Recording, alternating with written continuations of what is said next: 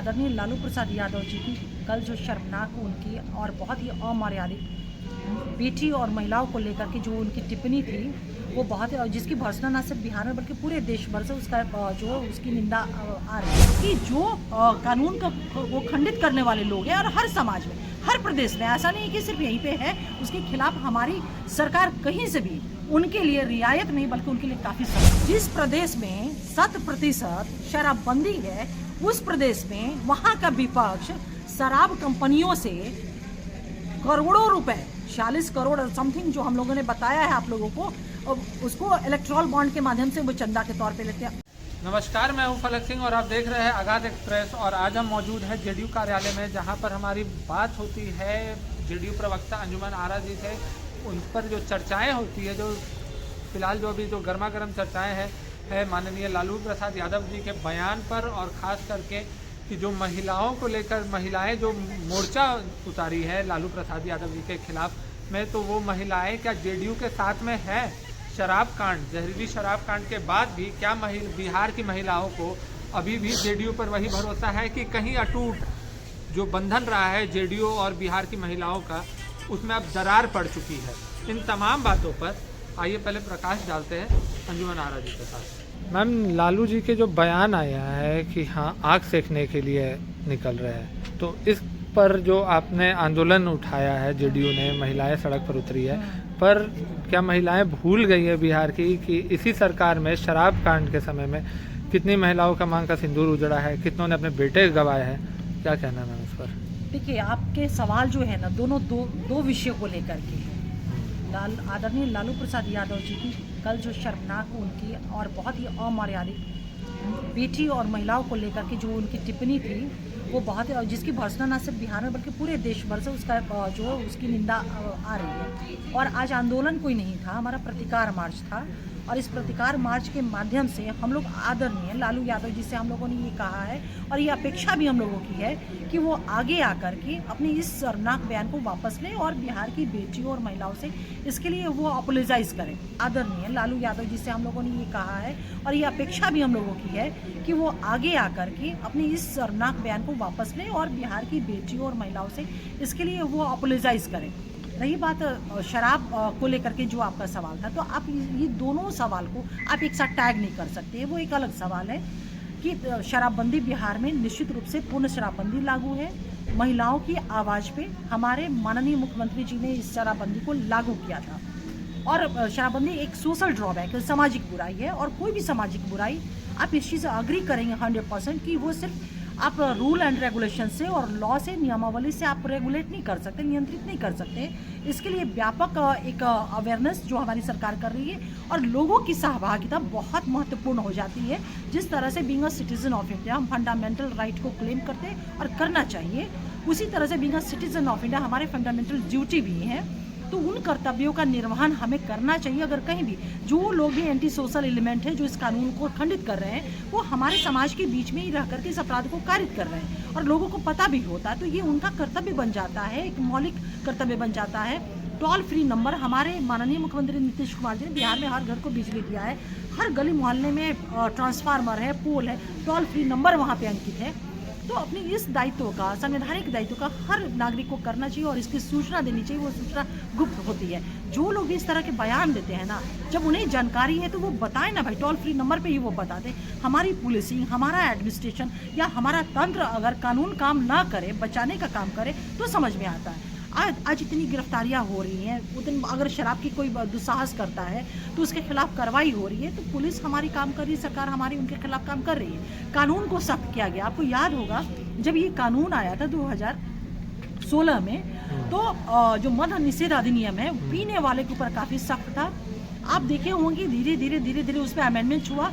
अब जो मद्य निषेध अधिनियम संशोधित जो हमारा है, उसमें फैसिलिटेटर, प्रमोटर या जो उसके बेचने वाले लोग हैं, उनके ऊपर ये कानून सख्त हुआ। तो सरकार अपने स्तर से पूर्ण शराबबंदी को 100% सफल होने के लिए पूरा काम कर रही है और सफल है। जिस उद्देश्य से शराबबंदी लागू हुई प्रदेश में, उसमें हमारी सरकार और हमारा प्रदेश सफल रहा है।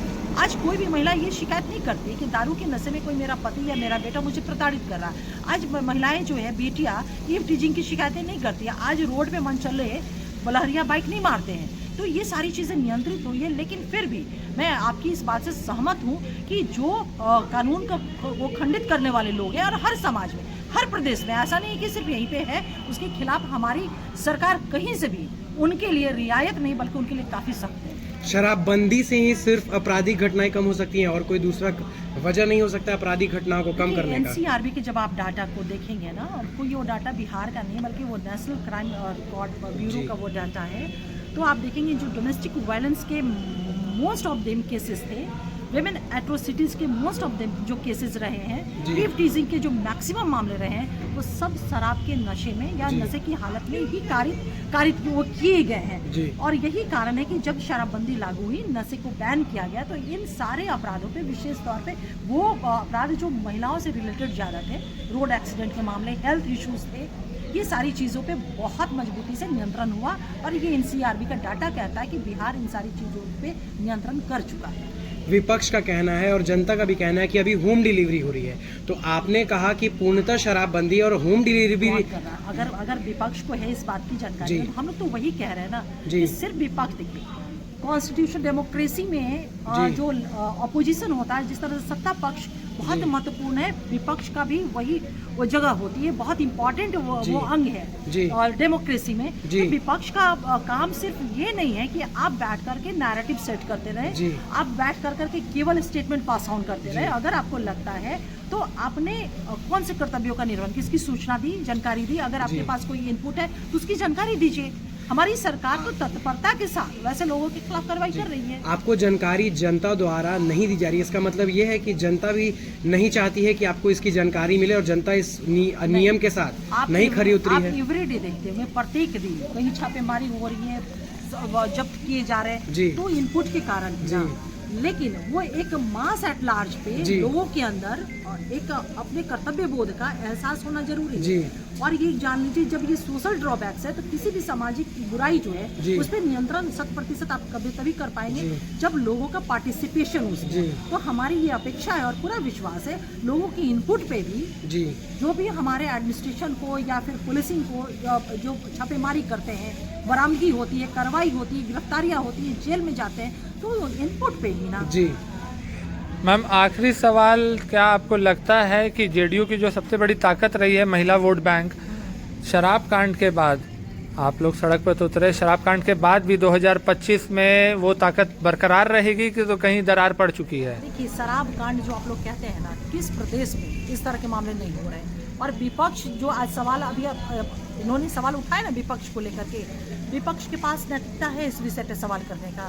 जिस प्रदेश में 100% शराबबंदी है, उस प्रदेश में वहाँ का विपक्ष शराब कंपनियों से करोड़ों रुपए, 46 करोड़ समथिंग जो हम लोगों ने बताया है आप लोगों को, उसको इलेक्ट्रल बॉन्ड के माध्यम से वो चंदा के तौर पे लेते हैं। अब नेता प्रतिपक्ष या विपक्ष इस बात को खुलासा कब करेगा? क्योंकि कोई भी कंपनियां है ना, वो प्रॉफिटेबल काम करती है, पैसा क्यों वो लगाएंगे?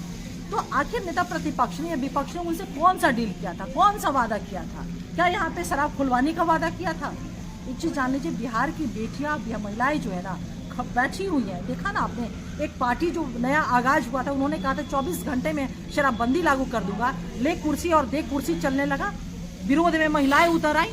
तो नीतीश कुमार जी, हमारे माननीय मुख्यमंत्री जी ने जो काम किया है बिहार की तरक्की के लिए, विशेष तौर पे महिलाओं के लिए, जो उनके एम्पावरमेंट का जो विजन था हमारे मुख्यमंत्री जी का, मिशन के तौर पे काम किया। और यही कारण है कि बिहार में वेमेन एम्पावरमेंट राजनीतिक, शैक्षणिक, सामाजिक और आर्थिक दृष्टिकोण से न सिर्फ बिहार में राष्ट्रीय स्तर पे बल्कि वैश्विक स्तर पे एक विमर्श का विषय, एक शोध का विषय बना है।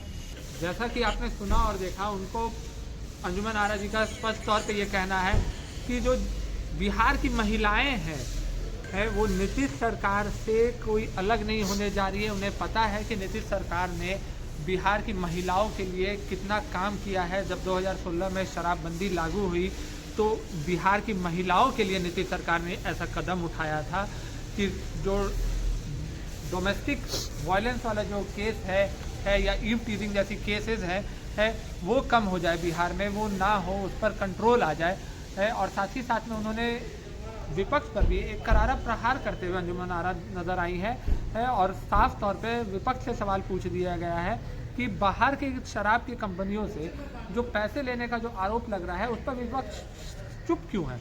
क्यों चुप्पी साधी हुई है विपक्ष? क्या कारण है? और इन तमाम बातों से ये चीज़ तो स्पष्ट हो जाता है कि अभी जो राजनीतिक सरगर्मी है वो और बढ़ने जा रही है और विधानसभा आते आते तक ये जो सरगर्मी है अपने चरम पर रहने वाली है। तब तक के लिए जुड़े रहे हमारे साथ, देखते रहे आगाज़ एक्सप्रेस। धन्यवाद।